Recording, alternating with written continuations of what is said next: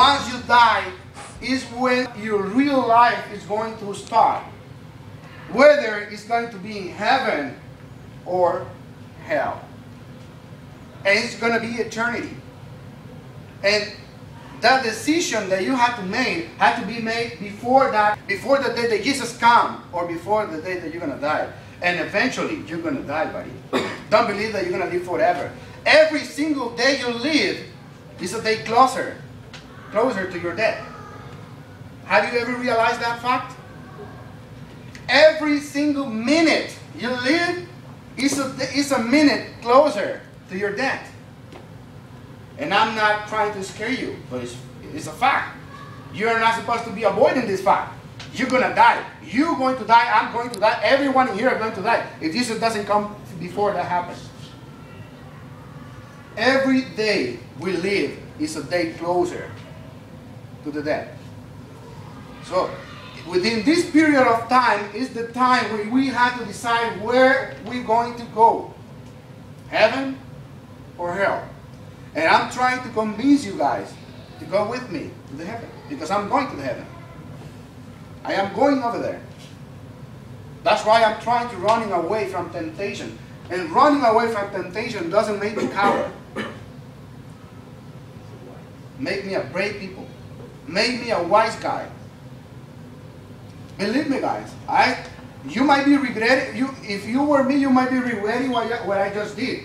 You know, calling to my boss, telling her, you know what, something. I just don't feel that this girl matched pretty good with me. Would you please transfer her?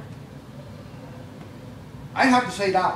I have to say that. I couldn't say other things. You know what I mean? But I have to say, would you please transfer her? I was running away from the sin that could condemn my life. I was running away for something that could destroy my marriage. And I love Lucy.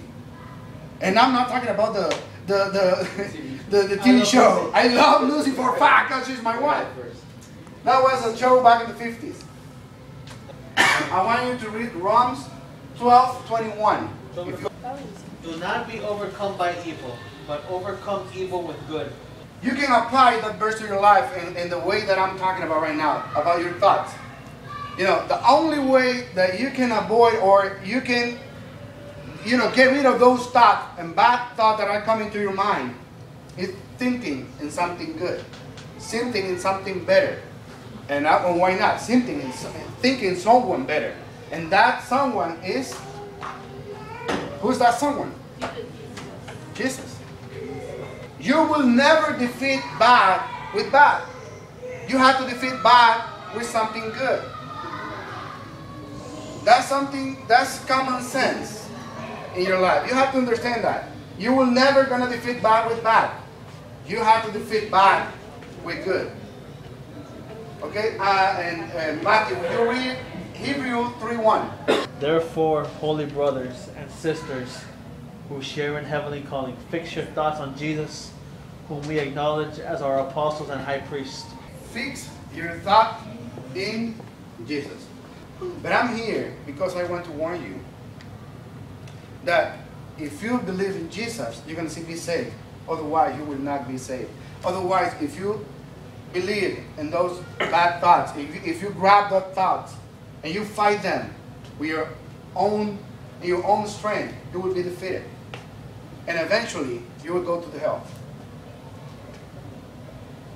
And I didn't mean to scare you, but that's what is going to happen. The only way to defeat evil is through Jesus. Because Jesus is stronger than anything in your life. Jesus is stronger than anyone. Jesus is stronger than the devil. Jesus is the only one who can save you. In the beginning of this speech, I asked you something. Do you really believe in God? And some of you, most of you, raise up the hand. If you really believe in God, don't you really think that it's time for you to get rid of the whole man, get rid of the whole woman, and start living a good and a better life in Jesus? Start getting rid of those thoughts that are keeping you away from Him, and put the right thoughts into your mind and into your heart.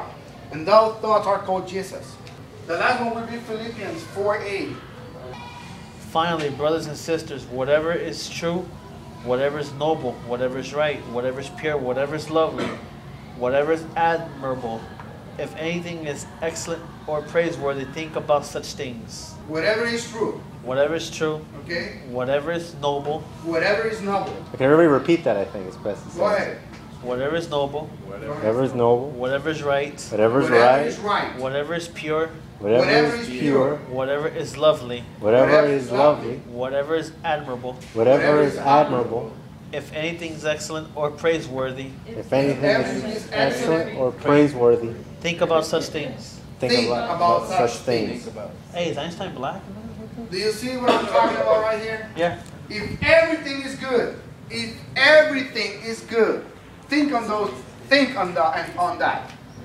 Bible is telling you, if you want to be away of temptation, if you want to be away of those thoughts, think in something good. All right. We demolish arguments and every pretension that sets itself up against the knowledge of God, and we take captive every thought to make it obedient to Christ. You know what? That's what I've been telling you the whole speech. You have to take that thoughts captive and put it to the Jesus' feet, because Jesus is the only one who can defeat those thoughts. If you believe that you're going to be defeating those thoughts with your own strength body, you already lost the battle. You already lost. And believe me, I'm 35 years old. I've been fighting against my thought the whole life. I even could be your father. I could not for Matthew, and not Woody too. That's physically impossible. No. I'm Indio. Okay, but that's the point. That I could be your father. I'm talking about my age, 35 years old. And I believe me, I've been fighting against my thoughts the whole life. And mostly, once you get married, you're going to even have a better persecution in your life. I mean, a worse persecution in your life. You're going to be persecuted. You're going to be chased. You're going to be trying to be defeated. The devil will try to catch you every time he have a chance. And believe me, guys, you are having one huge opportunity right here. And every single Friday that you're going to come up, I'm going to ask you for the same. These things are not for dumb people. What I'm talking about here is science. I'm talking about something really important, something that can save your life. I'm not talking about here that I'm going to take you out and kill you. I'm not talking about here that I'm going to take you out and give you some drugs that are going to kill you. I'm talking about here about your life. Because I want you to be saved. And the last one that we're going to read today is Proverbs 4:23. Okay. Guard your heart with all vigilance, for from it are the sources of life. When this guy is talking about the heart, he's talking about the mind. You have to keep your mind away from bad things. And guys, I'm going to end it up right here.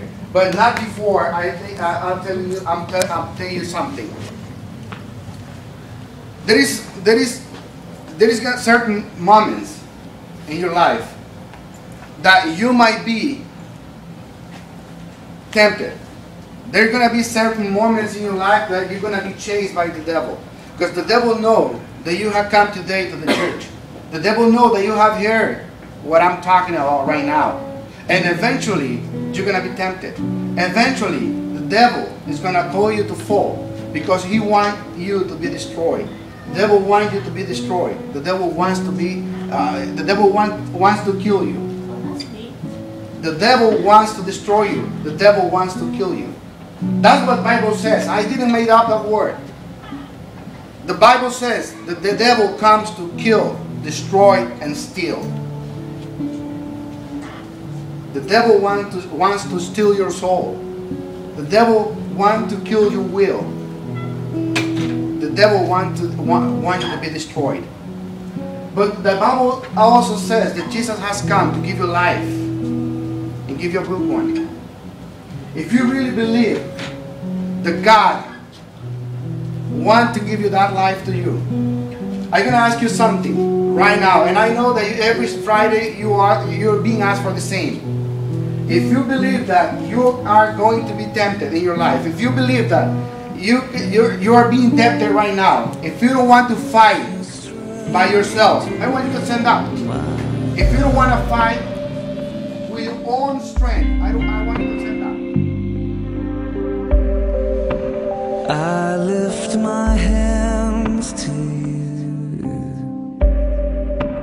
hands that have carried what is true, in too much strain to be mine.